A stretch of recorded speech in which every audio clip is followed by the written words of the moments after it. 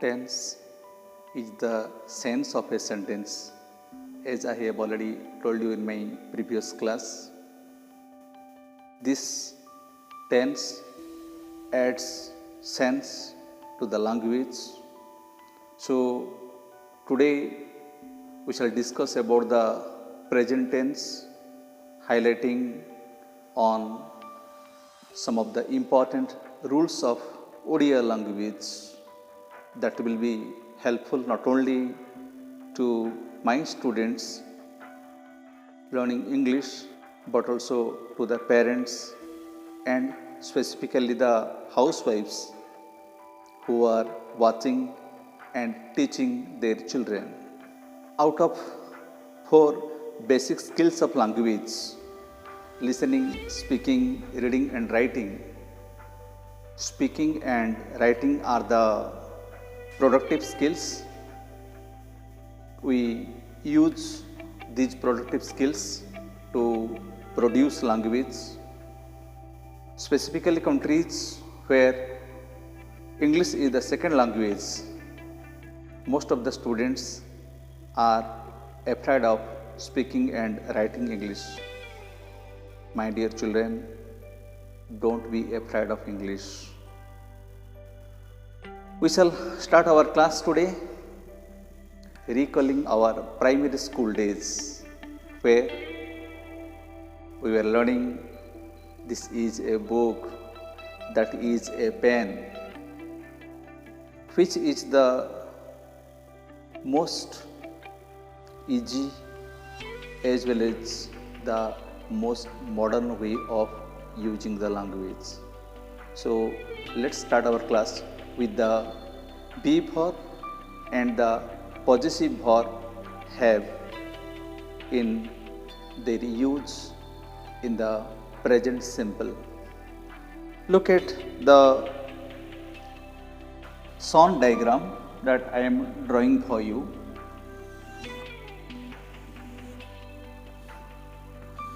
And in most of the competitive exams and school exams also, there is a question about the use of be verb. In the bracket, you will be having be and you have to use the proper form of be. Most of those students get confused. Look at what is be verb. Basically, be verb means am, is, and are. These are the 3 be verbs actually. And when we use them in the past tense, they are the past tense of am and is, was, and past tense of are is, were. And be itself is the be verb. And the ing form being, and the third form of am is are, am was been, is was been, are were been, the third form is been. It's all about the be verb, my dear students and children. As I always tell you, I have learnt these formulas of English grammar and language from my father, Sannyasi Sri Atmananda, the founder of a spiritual organization, Vishwavadik Parivar. You see how we can learn the structures very easily with their respective meaning. And one line, suppose I am, from one line you can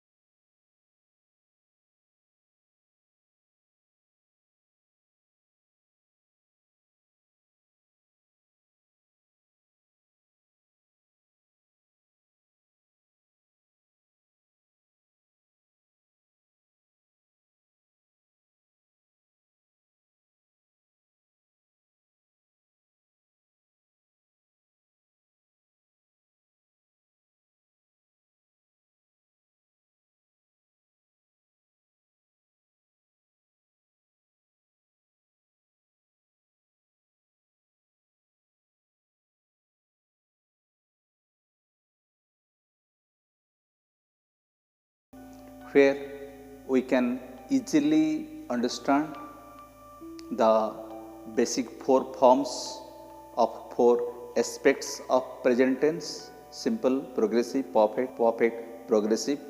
I write, I am writing, I have written, and I have been writing. And by knowing the Odia meanings also, you can know that these are the basic functions of simple, progressive, perfect, and perfect, progressive. And now we shall discuss what are the more situations where we use present simple, present progressive, present perfect, and present perfect progressive. Let's start with the usage of present simple tense.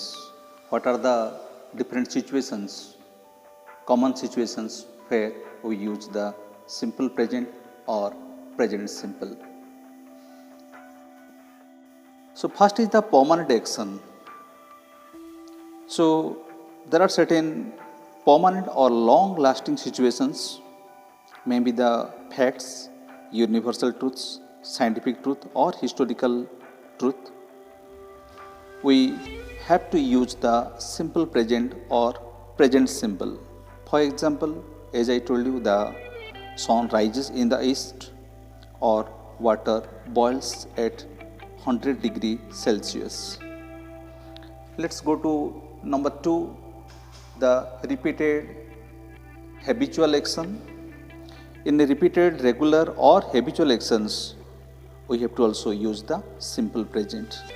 For example, I go to temple every Monday. And there, in such type of sentences, we use always, often, usually, sometimes, never, generally, occasionally, hardly, or starting with every day, every Monday, like this. And we also use the simple present when we talk about the future action on a timetable. For example, our exam starts next Monday, next week. We talk about the future, we use the simple present when that action is scheduled or in timetable. Then there are certain verbs which are stative verbs, non-progressive verbs. In progressive use also, we have to use the simple present form, not the progressive form. For example, I want a chocolate, not I am wanting a chocolate. I like you very much, not I am liking you. Believe. So there is a list. You see the list how with these verbs there will be no progressive form, there will be no progressive tense. We have to always use the simple present. And while talking if clause, in universal truth conditional sentences, or the type 2, that is the real conditions also, we use the simple present. If you heat ice, it melts. In both if clause and main clause, we use the simple present. And also in the real condition, if you work hard, you will score more. In the if clause of real condition, we use the simple present. This was all about the use of simple present or present simple, my dear children. Briefly, let's switch over to the second, that is the present progressive or present continuous. Let's go to the structure or form of present progressive, where we use the subject plus be verb, M is R, plus verb plus ing. Is it is I am writing. In Subhanustra golden formula, you are writing, he or she is writing. Let's have a discussion on the use of the present progressive. What are the different situations where we use the present progressive?